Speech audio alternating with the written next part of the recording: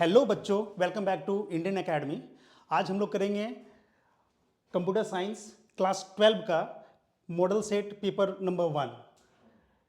आप देख सकते हैं यहाँ पे हमने 25 MCQs लिया हुआ है और ये आपके एग्जाम्स के लिए वेरी वेरी इंपॉर्टेंट रहेगा। तो आइए शुरू करते हैं। और आज का जो मेरा पहला क्वेश्चन होगा, आइए देखते हैं। पहला क्वेश्चन आपका C++ फंडामेंटल से है और आप यहाँ पे देख सकते हैं लिखा हुआ है द आस्म ऑटो क्लास आर कॉल्ड। आप देख सकते हैं, अगर आपने कीवर्ड्स पढ़ रखा है, कीवर्ड्स की जानकारी है, तो आप देख पाएंगे there are 95 keywords in C++। उसमें से ये 3 कीवर्ड्स यहाँ पे दे रखा है, आस्म, ऑटो एंड क्लास। तो आंसर ऑलरेडी मैंने कर दिया है, the answer will be keyword. और कीवर्ड के बारे में मैं थोड़ा सा इसको बताना चाहूँगा। Keywords are special words that contain special meaning. यानी कीवर्ड्स एक स्पेशल वर्ड होता है जो स्पेशल मीनिंग को होल्ड करता है। और इन C++ प्रोग्रामिंग कीवर्ड्स का यूज़ जो है वो स्पेशल पर्पसेस के लिए किया जाता है। आप इसको नॉर्मल वेरिएबल नेम के तरीके से हम लोग यूज़ नहीं कर सकते हैं। ठीक है, तो पहला क्वेश्चन का आंसर हमारा कीवर्ड होगा। आइए देखते हैं next question. And next question is from data types. Next question आप देख सकते हैं डेटा टाइप से है और वॉइड जो है वो किस तरह का डेटा टाइप है ये पूछा गया है आपसे। तो वॉइड डेटा टाइप रिप्रेजेंट, क्या रिप्रेजेंट करता है? क्या वो इन डेटा है, फ्लॉट डेटा है, इम्पटी डेटा है, या नन ऑफ दीज है?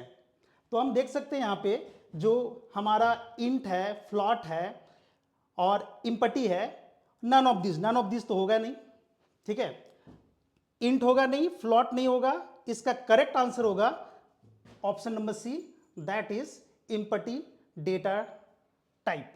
वॉइड जो है कभी भी कुछ भी रिटर्न नहीं करता है, इसीलिए इसको वॉइड या नल डेटा टाइप भी बोला जाता है। ठीक है, ध्यान रहेगा कि वॉइड को नल डेटा टाइप भी हम लोग बोलते हैं। तो आइए बच्चों नेक्स्ट क्वेश्चन देखते हैं। Which of the following is not a member of class? इनमें से कौन सा जो है क्लास का मेंबर नहीं है? तो इस क्वेश्चन का आंसर, अगर आपने ये फंक्शंस पढ़ रखे हैं तो आपको ध्यान में होगा कि इसका करेक्ट आंसर होगा फ्रेंड फंक्शन। ये जो है मेंबर क्लास का पार्ट नहीं होता है, ये आउटसाइड द क्लास मेंबर इसको डिफाइन किया जाता है। चलिए नेक्स्ट क्वेश्चन देखते हैं। नेक्स्ट क्वेश्चन है which of the following approaches is adopted by object oriented programming? पूरा का पूरा जो है C++ हमारा वो उप्स के कॉन्सेप्ट पे चलता है, आपको पता है। तो हम यहां पे देख पाएंगे bottom up, top down, left right and none of these का ऑप्शन दिया हुआ है। तो हमारा जो C++ है उसमें ऑब्जेक्ट्स क्रिएट किए जाते हैं, क्लासेस क्रिएट किए जाते हैं, छोटे छोटे मॉड्यूल्स क्रिएट किए जाते हैं, उसके बाद सबको कंबाइन किया जाता है और कंबाइन करने के बाद उस प्रोग्राम को कंप्लीटली रन करवाया जाता है। ठीक है, इसीलिए हम लोग इसको बोलेंगे बॉटम अप अप्रोच। ठीक है, नीचे से ऊपर की ओर बढ़ते हुए छोटे छोटे मॉड्यूल्स को मिलाएंगे, ऑब्जेक्ट्स को मिलाएंगे, क्लासेस को मिलाएंगे और हमारा प्रोग्राम बनेगा। नेक्स्ट क्वेश्चन देखते हैं, क्वेश्चन नंबर 7, क्वेश्चन नंबर 5 है, sorry. Private members of a class are accessed bye.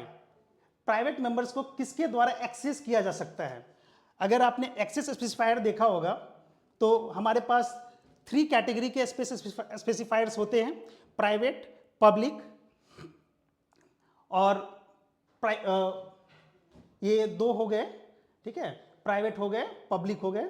ठीक है, इनमें से जो है मेंबर फंक्शन जो है ये हमारे डेटा को एक्सेस कर सकता है, फ्रेंड फंक्शन हमारे डेटा को एक्सेस कर सकता है, इसीलिए बोथ ए एंड बी जो होगा इसका आंसर होगा। नेक्स्ट क्वेश्चन देखते हैं, डिस्ट्रक्टर। यह क्वेश्चन आपका डिस्ट्रक्चर से बन रहा है। तो destructor has the same name as the constructor and it is preceded bye.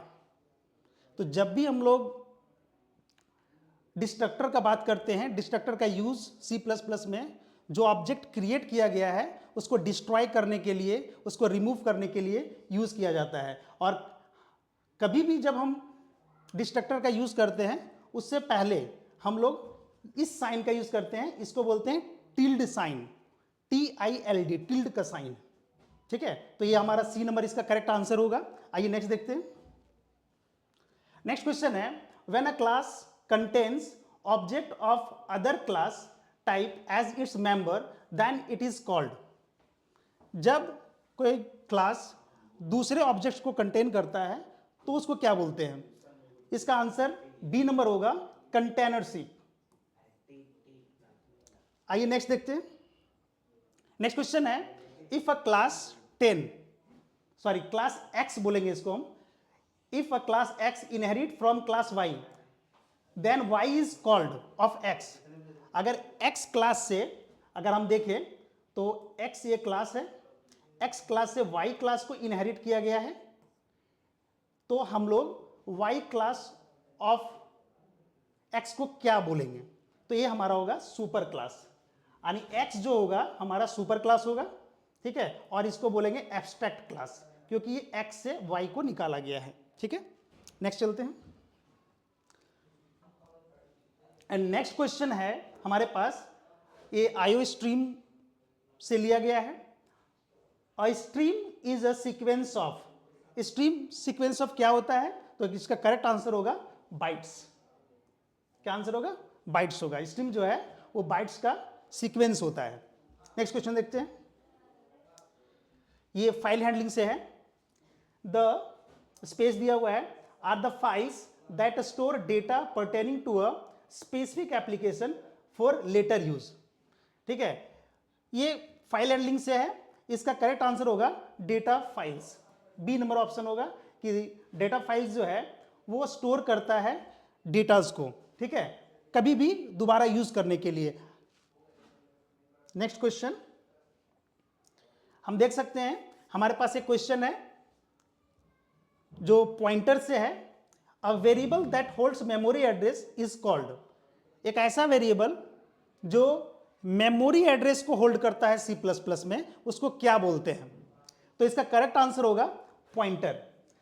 ये हम देख सकते हैं, यहां पे फिगर एक बना हुआ है, x एक वेरिएबल है, उसके अंदर 5 एक वैल्यू स्टोर हुआ है, और ये जो है इसका मेमोरी एड्रेस जो है ये बगल में दिया हुआ है। तो पॉइंटर क्या करता है? पॉइंटर इस मेमोरी एड्रेस को होल्ड करता है। ठीक है, तो इसका करेक्ट आंसर होगा option number D, pointer. Next चलते हैं। नेक्स्ट क्वेश्चन है, which header file is the null macro defined. जब हम लोग मैक्रो डिफाइन करते हैं तो किस हेडर फाइल का यूज किया जाता है? हेडर फाइल्स आपको पता होगा कि प्री डिफाइंड लाइब्रेरीज होते हैं, बहुत सारे फंक्शंस वहां पे बने हुए होते हैं। ठीक है, उनका जस्ट हम लोग यूज करते हैं इंक्लूड करके, और उसके फंक्शन के अंदर के जो भी डेफिनेशंस है उसका यूज करके हम लोग प्रोग्राम में अच्छे से उसको यूज कर पाते हैं और डिफरेंट फंक्शंस को ऑपरेट कर पाते हैं। तो यहाँ पे नल मैक्रो जो है, मैक्रो जो है उसको डिफाइन जो किया जाता है, हम लोग दो तरीके से कर सकते हैं। एक तो यहाँ पे देख सकते हैं, standard input output studio.h, standard input output, and stddef, standard def.h। ये जो हमारा हेडर फाइल है इसकी मदद से हम नल मैक्रो को डिफाइन कर सकते हैं। आइए नेक्स्ट देखते हैं। नेक्स्ट है, which of the following is multi level data structure. Multi level का मतलब हेरार्चिकल लेवल। ठीक है, पहले ऊपर रहेगा, फिर नीचे, फिर उसके नीचे, तो ये हमारा रूट हो जाता है। ठीक है, और ये हमारे चाइल्ड हो जाते हैं। ठीक है, फिर उसके नीचे है, फिर इसके नीचे है, इस तरीके से अलग अलग लेवल, मल्टी लेवल। जैसे एक लेवल हो गया, second level, third level, fourth level. तो जब हम डेटा को स्टोर हेरार्चिकल व्यू में करते हैं, ठीक है, हेरार्चिकल स्ट्रक्चर में करते हैं, तो वो किस तरह का स्ट्रक्चर है? तो करेक्ट आंसर होगा इसका tree structure, option number B. Next चलते हैं। नेक्स्ट क्वेश्चन है, index of an array start with. Array का जो इंडेक्स होता है वो कहां से स्टार्ट होता है? ठीक है, तो अगर आपने एरे पढ़ रखा है तो आप देख पाएंगे कि एरे जो है वो नंबर ऑफ एलिमेंट्स इसके अंदर स्टोर किए जाते हैं। ठीक है, एरे का कोई नाम दे देते हैं, मान लेते हैं एरे का नाम मार्क्स है। ठीक है, और अगर इंडेक्स का हम बात करेंगे तो ये 0 से शुरू होता है, 0 1 2 3 एंड 4।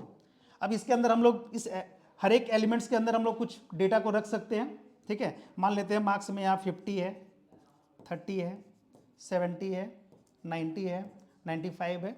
ठीक है, इस तरीके से हम लोग एरे को डिफाइन करते हैं। तो ये पूछा गया है कि index of an array start with, कहाँ से स्टार्ट होता है, किस वैल्यू से स्टार्ट होता है। तो हमारा जो इंडेक्स होगा वो 0 इंडेक्स होगा। तो ये अगर हम पूछें कि ये 50 किस पे है तो 0 इंडेक्स पे है, ये 90 किस पे है तो 3rd नंबर के इंडेक्स पे है। ठीक है, तो आंसर इसका होगा 0, that means D number option. ठीक है, ये हो गया। आइए नेक्स्ट चलते हैं। नेक्स्ट क्वेश्चन है, ये स्टैक से दिया है, the process of inserting an element in stack is called. देखते हैं, अगर स्टैक डेटा स्ट्रक्चर का पार्ट है, अगर आपने स्टैक पढ़ा है तो स्टैक जो है उसमें डेटा को इंसर्ट करना, एलिमेंट को इंसर्ट करना क्या कहलाता है। ठीक है, स्टैक में 2 तरह के ऑपरेशन होते हैं, एक को बोला जाता है पुश, एक को बोला जाता है पॉप। तो पुश से डेटा को इंसर्ट किया जाता है, एलिमेंट को इंसर्ट किया जाता है, और पॉप से डेटा को, एलिमेंट को रिमूव किया जाता है। तो यहां हमसे पूछा गया है कि इंसर्ट करना है एलिमेंट स्टैक पे, तो किसका यूज करेंगे। तो हम लोग क्या इंसर्ट करेंगे, यूज पुश का यूज करेंगे, जिससे हम लोग डेटा को पुश करेंगे। ठीक है, और इंसर्ट करेंगे स्टैक पे। नेक्स्ट क्वेश्चन आप देखिएगा, ये ऑपरेटर प्रेसिडेंस से है। ठीक है, जितने भी ऑपरेटर्स होते हैं उसी वो किस प्रेसिडेंस पे यूज होते हैं, जैसे प्लस है, माइनस है, ठीक है, एंड ऑपरेटर है, नॉट ऑपरेटर है, लॉजिकल ऑपरेटर है, और भी जितने तरह के ऑपरेटर्स होते हैं वो किसके प्रेसिडेंस क्या होते हैं, पहले क्या आएगा। जैसे हम लोग मैथ्स में बोध मास का रूल पढ़ते हैं, कुछ इस तरह का रूल यहाँ पे भी पढ़ा जाता है। तो सबसे पहले क्या आएगा, उसके बाद कौन सा ऑपरेटर यूज होगा, उसके बाद कौन सा ऑपरेटर यूज होगा। तो यहाँ पे हम लोग देख सकते हैं कि अगर ऑपरेटर प्रेसिडेंस का बात करेंगे तो सबसे पहले जो हमारे पास है वो एस्ट्रिक का यूज होगा। एस्ट्रिक आप देख सकते हैं यहाँ, ये मल्टीप्लाई के लिए यूज होता है। देन हमारे पास डिवीजन का होगा, देन हमारे पास प्लस का होगा, देन हमारे पास माइनस का होगा। तो यहाँ पे जो करेक्ट आंसर होगा वो ऑप्शन नंबर ए होगा। ठीक है, तो ये हमारा ऑप्शन नंबर ए जो होगा इस क्वेश्चन का करेक्ट आंसर होगा। ठीक है, तो हमारे पास प्रेसिडेंस जो होगा वो पहले मल्टीप्लाई होता है, उसके बाद डिवीजन होता है, फिर प्लस होता है, फिर माइनस होता है। ये ध्यान में रखेंगे, इससे क्वेश्चन हर साल पूछा गया है, हर बार बनता है। आइए नेक्स्ट देखते हैं। नेक्स्ट क्वेश्चन क्यू से दिया हुआ है। तो क्यू फॉलोज, क्यू किसको फॉलो करता है। इससे पहले हमने स्टैक पढ़ा था, स्टैक में ऑपरेशन पढ़े थे। स्टैक किस तरह का सिस्टम को फॉलो करता है, क्यू किस तरह के सिस्टम को फॉलो करता है। अगर क्यू का बात करें तो आप थोड़ा सा हम स्टैक भी बताना चाहेंगे। अगर स्टैक का बात करेंगे तो स्टैक में चीज़ें जो होती हैं वो कुछ इस तरीके से होती हैं। अगर कोई एलिमेंट हमको इंसर्ट करना है तो वो एलिमेंट इस जगह पे इंसर्ट होगा। ठीक है, नेक्स्ट एलिमेंट जो है यहाँ पे इंसर्ट होगा, नेक्स्ट एलिमेंट यहाँ पे इंसर्ट होगा, मतलब फिर अगर कुछ इंसर्ट करेंगे तो यहाँ इंसर्ट होगा।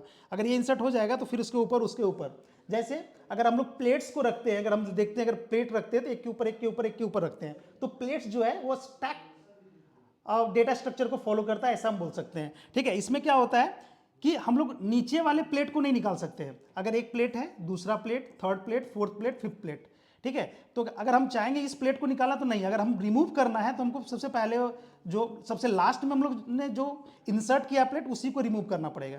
तो इसको हम लोग बोलते हैं LIFO, last in first out. क्या बोलते हैं, LIFO, last in first out, last in first out. ठीक है, जो सबसे लास्ट में प्लेट को हम रखेंगे उसको सबसे पहले निकालेंगे, और जो सबसे पहले रखाएगा जो प्लेट, ठीक है, उसको सबसे लास्ट में निकालेंगे। तो स्टैक हमारा लीफो को करता है। अगर वही हम बात करें, क्यू पूछा गया है। क्यू हम लोग देखते हैं कि अगर कोई कतार में लगे हुए हैं हम लोग, जैसे कोई टिकट खरीदने के लिए हम लोग लगे हुए हैं, ठीक है, टिकट खरीदने के लिए, या राशन का लाइन में लगे हुए हैं, तो राशन का लाइन में किसको सबसे पहले मिलेगा, या टिकट सबसे पहले किसको मिलेगा, जो लाइन में सबसे पहले होगा। ठीक है, लाइन में जो सबसे पहले होगा उसको सबसे पहले टिकट मिलेगा। तो हम लोग यहां पे देख सकते हैं, ये जो है अगर ये कुछ इस तरीके से हो जाएगा। अगर कोई भी यहां पे है, अगर यहां पे सबसे पहला कोई है, इसके नेक्स्ट है, इसके नेक्स्ट है, नेक्स्ट है, ठीक है। मान लेते हैं ये 4 बंदे हैं, ये पहला रो पे खड़ा हुआ है और यहाँ पे ये टिकट काउंटर है, ये टिकट काउंटर है। तो टिकट काउंटर वाले क्या इसको देगा टिकट सबसे पहले? नहीं देगा। किसको देगा? जो सबसे लाइन में सबसे पहले है, इसको देगा। तो इसका मतलब जो पहले आएगा, ठीक है, उसको सबसे पहले टिकट मिलना है। इसका मतलब first in first out, FIFO, FIFO structure को ये फॉलो करता है। तो क्यू जो होगा वो फीफो को फॉलो करेगा। तो फीफो कहां पे है? ऑप्शन नंबर ए पे। तो इस तरीके से आप समझेंगे स्टैक और क्यू को, इससे क्वेश्चन बराबर बनते हैं, ठीक है। आइए नेक्स्ट देखते हैं। नेक्स्ट है duplication of data is known as, ये डीबीएमएस डेटाबेस का पार्ट है। तो डुप्लीकेशन, जो डेटा का डुप्लीकेशन होता है उसको क्या बोला जाता है, ये पूछा गया है हमसे। तो डेटा रेडुंडेंसी, सी नंबर इसका आंसर होगा, ठीक है। डेटा का डुप्लीकेट करना डेटा रेडुंडेंसी कहलाता है। मल्टीपल कॉपीज हो जाते हैं डेटा के, जिससे बहुत तरह के प्रॉब्लम्स क्रिएट हो जाते हैं, डेटा इनकंसिस्टेंसी हो जाता है, ठीक है। तो डेटा का डुप्लीकेशन होना, डेटा का डुप्लीकेट करना, ठीक है, ये हमारा डेटा रेडुंडेंसी कहलाता है। आइए नेक्स्ट देखते हैं। नेक्स्ट है कि डीबीएमएस के बेनिफिट्स क्या हैं, what are the benefits of database. तो पहला ऑप्शन दिया हुआ है डेटा रेडुंडेंसी। तो ये क्या करता है? डेटा रेडुंडेंसी होने से ये बचाता है, अवॉइड करता है। नेक्स्ट बोलता है डेटा इनकंसिस्टेंसी, डेटा का इनकंसिस्टेंसी होने से, मतलब कहीं पे कोई भी डेटा रह सकता है, मिसमैचिंग, डेटा का मिसमैच होना डेटा इनकंसिस्टेंसी कहलाता है, ठीक है। इस फाइल पे कुछ है, दूसरे फाइल पे कुछ है, तो डेटा मिसमैच नहीं होना चाहिए आपका। अगर मिसमैच हो रहा है तो डेटा इनकंसिस्टेंट है। तो डेटाबेस जो है वो डेटा रेडुंडेंसी से बचाता है, डेटा इनकंसिस्टेंसी से बचाता है, लैक ऑफ डेटा इंटीग्रेशन, ठीक है, और डेटा को इंटीग्रेट करता है, लैक नहीं होने देता है। तो इसका करेक्ट आंसर जो होगा वो डी नंबर होगा, ठीक है। ये सारे जो हैं डीबीएमएस के एडवांटेजेस में आते हैं, ठीक है। आइए नेक्स्ट देखते हैं। नेक्स्ट जो है हमारे क्वेश्चन जो पूछा गया है वो एसक्यूएल से है। एसक्यूएल आपने पढ़ा होगा, ठीक है, काफी इंपॉर्टेंट पार्ट है आपके सिलेबस का। एसक्यूएल जो है इसका फुल फॉर्म क्या होता है ये पूछा गया है एक तरीके से, ठीक है। तो structured query language, B number जो है ये करेक्ट आंसर होगा, स्ट्रक्चर्ड क्वेरी लैंग्वेज। इसके अंदर आपको डीडीएल पढ़ना होता है, डीएमएल पढ़ना होता है, ठीक है, टीसीएल पढ़ना होता है, बहुत सारे अलग अलग डिफरेंट कमांड्स पढ़ने होते हैं, ठीक है। तो आइए नेक्स्ट क्वेश्चन देखते हैं। नेक्स्ट क्वेश्चन है एसक्यूएल से ही है कि statement used to delete all rows in a table, ठीक है। आप अगर डीबीएमएस आरडीबीएमएस में एसक्यूएल में अगर कोई टेबल बनाते हैं तो बहुत सारा डेटा उसमें स्टोर करते हैं। बेसिकली हम लोग एसक्यूएल का यूज ही करते हैं मिलियंस ऑफ डेटा को स्टोर करने के लिए, जो कि टेबल फॉर्मेट में स्टोर होता है। तो कौन सा ऐसा कमांड है जो टेबल्स के सारे डेटा को इरेज कर देगा, उसके स्ट्रक्चर को डिलीट नहीं करेगा? वो हमारे पास है truncate, that is D number.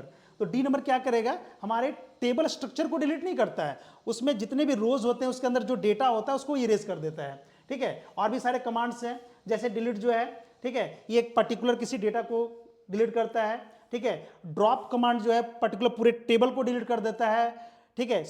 Table को डिलीट करने का मतलब है कि वो टेबल के स्ट्रक्चर को भी डिलीट कर देता है। डेटा तो जाता ही जाता है, साथ ही साथ टेबल के स्ट्रक्चर को भी डिलीट कर देता है, ठीक है। तो इस क्वेश्चन का आंसर जो होगा वो ट्रनकेट होगा, ठीक है। सिर्फ और सिर्फ रोज को, डेटा को इरेज करेगा, ना कि पूरे टेबल के स्ट्रक्चर को। नेक्स्ट देखते हैं, आइए। नेक्स्ट है max term designation of X plus X bar, यहां देख सकते हैं ये बार है, X bar plus Y plus Z plus W bar, या कॉम्प्लीमेंट भी इसको बोलते हैं, इज, ठीक है। इसका करेक्ट आंसर क्या होगा, ठीक है। हम लोग देखते हैं कि एक्स बार का मतलब, हम लोग देख सकते हैं कि एक्स बार का मतलब जो है, अगर बार लग जाता है तो मैक्स टर्म जो होगा वो सम टर्म में होता है, और ये आपका इसका लॉजिक 0 इज वेरिएबल और 1 इसका कॉम्प्लीमेंट होगा। तो जहां पे भी बार लगा हुआ है वो 1 काउंट होगा, ठीक है। तो x में बार लगा हुआ है तो इसको हम लोग बोलेंगे 1, प्लस y में बार नहीं लगा हुआ है, ठीक है, तो इसको हम लोग बोलेंगे 0, प्लस z में बार नहीं लगा हुआ है तो हम लोग बोलेंगे 0, और W में बार लगा हुआ है, इसका मतलब ये बोलेंगे 1। ठीक है, इसको जब रिप्रेजेंट करेंगे तो इसको ऐड नहीं करना है, बस हम लोग सिंपली लिख देना है 1001। ठीक है, ये बाइनरी फॉर्म में है। अगर इसको हम लोग डेसिमल में हम लोग कन्वर्ट करेंगे तो आप, अगर आपने कन्वर्जन पढ़ा है तो ये आंसर आएगा 9। ठीक है, और मैक्स टर्म को हम लोग हमेशा जो रिप्रेजेंट करते हैं वो कैपिटल M में, और मिन टर्म को हम लोग हमेशा स्मॉल m में रिप्रेजेंट करते हैं। तो मैक्स टर्म हमारे हमेशा कैपिटल M में होगा। तो यहाँ पे देख सकते हैं एक ही कैपिटल M है और 9 भी दिया हुआ है जो आंसर हमारा आया हुआ है, तो ए नंबर इसका करेक्ट आंसर होगा। ठीक है, तो हमेशा ध्यान में रखेंगे मैक्स टर्म जो है कैपिटल M से होता है, मीन टर्म जो होगा स्मॉल m से होगा। आइए नेक्स्ट देखते हैं। ये क्वेश्चन हमारे पास डिजिटल लॉजिक गेट से है, और आपने पढ़ा होगा एंड गेट, नॉर गेट, और भी बहुत सारे गेट जो है, जॉर गेट है। ठीक है, उसी में से एक गेट है एंड गेट। ठीक है, इसका क्या मतलब होता है? ठीक है, अगर इस पे अगर हम लोग इस गेट को देखें तो ये दो गेट से मिलके बना हुआ है, पहला एंड और दूसरा एंड। एंड का मतलब नॉट गेट से है और एंड तो एंड गेट है ही। ठीक है, तो दोनों गेट से मिलने से एक गेट बना है जिसको नैंड गेट हम लोग बोल रहे हैं। ठीक है, यानी इसमें दोनों गेट्स की खूबियां हैं। ठीक है, तो इसको हम लोग यूनिवर्सल गेट भी बोलते हैं। तो आइए हम लोग देखते हैं कि इसका क्या करेक्ट आंसर होगा। ये देखिए, ये एंड गेट का सिंबल है, ये हमारे पास एंड गेट है, और ये हमारे पास जो यहाँ पे दिया हुआ है ये नॉट गेट इस पे लगा हुआ है। तो इन्वर्स करेगा, तो एंड गेट है और इन्वर्स करेगा, इन्वर्ट करेगा। तो ऑप्शन नंबर बी जो होगा वो करेक्ट आंसर होगा, and gate followed by an inverter. ठीक है, एंड गेट से जो भी आउटपुट हमको निकल के यहाँ मिलेगा उसको फिर से वो इन्वर्ट कर देगा। ठीक है, यानी अगर हम देख लेते, अगर यहाँ पे ए डाल दें और यहाँ पे बी डाल दें, ठीक है, तो एंड गेट में हम लोग देखते हैं क्या है। बेसिकली एंड गेट में क्या होता है कि मल्टीप्लिकेशन ऑपरेशन परफॉर्म होता है, यानी यहाँ पे होगा ए डॉट बी। ठीक है, ये निकलेगा, और ये जो हमारे पास एंड गेट है ये इस पे बार लगा देगा। तो हमारा जो ए और बी यहां से अगर इनपुट होगा, हमारे पास आउटपुट होगा ए इंटू बी का बार। ठीक है, आइए नेक्स्ट चलते हैं। नेक्स्ट जो है वो नेटवर्क सिक्योरिटी से नेक्स्ट क्वेश्चन है। ठीक है, what is a firewall in computer network? Firewall जो होता है बड़ा कॉमन टर्म है, और हम लोग आज देखते हैं नेटवर्क सिक्योरिटी का सबसे बड़ा इशू अभी बनता जा रहा है।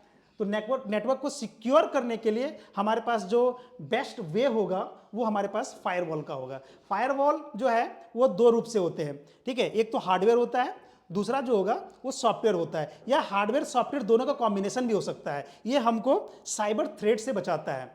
ठीक है, ये हमारे डेटा फिल्टर्स को, डेटा पैकेट्स को फिल्टर करता है नेटवर्क पे। ठीक है, ताकि किसी भी तरह का कोई थ्रेट, किसी भी तरह का कोई वायरस, किसी भी तरह का कोई मालवेयर हमारे कंप्यूटर में इंसर्ट ना हो सके।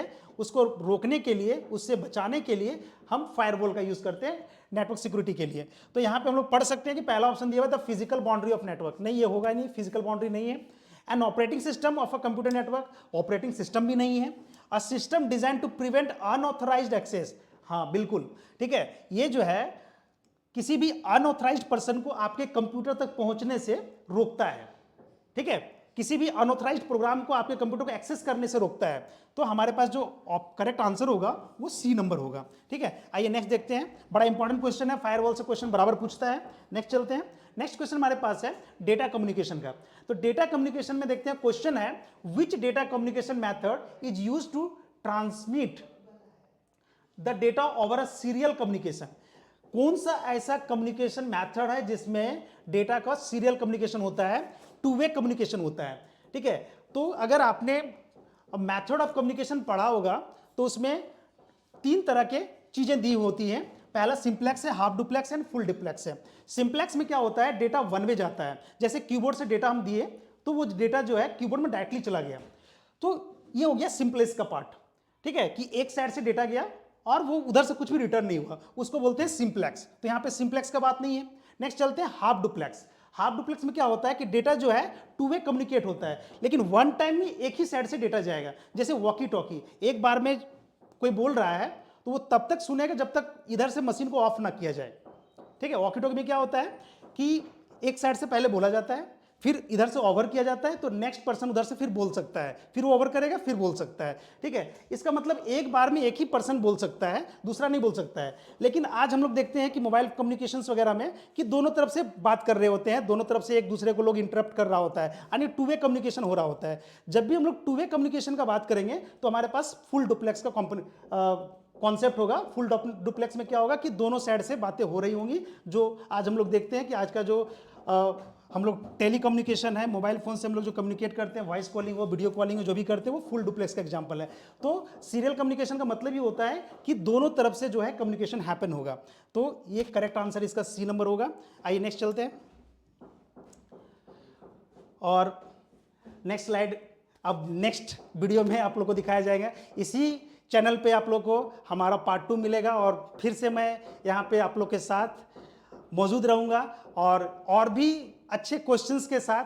आज मेरा फर्स्ट डे था इंडियन एकेडमी के साथ, ठीक है, और ये जो सफ़र है मेरा जारी रहेगा इंडियन एकेडमी के साथ। और आई होप कि आप इस सेशन को बड़ा पसंद करेंगे। ठीक है, मेरे द्वारा बताए गए कॉन्सेप्ट आपको अच्छा लगा होगा। ठीक है, अगर आपको मेरे बताए हुए चीज़ें अच्छी लग रही हैं तो चैनल को जरूर सब्सक्राइब करें, लाइक करें और हमारे साथ बने रहें। Thank you.